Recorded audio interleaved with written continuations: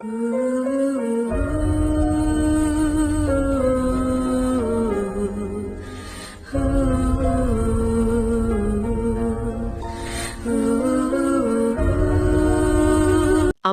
தொடர்ந்து சொன்னார், தீனா, நாங்கெல்லாம் பேசிக்கிட்டே இருந்தோண்டா.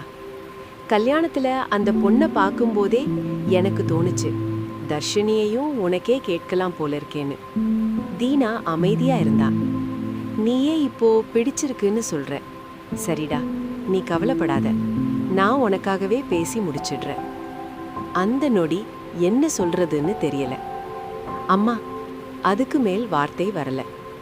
நீ சிங்கப்பூர்ல உன் வேலையை பார்த்துக்கோ, இங்க எல்லாத்தையும் அம்மா பார்த்துக்கிறேன்.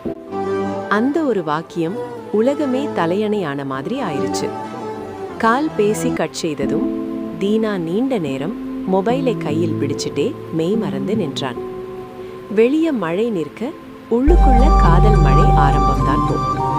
ஒரு கல்யாண வீடியோ, ஒரு முகம், அம்மாவின் வாக்குறுதி.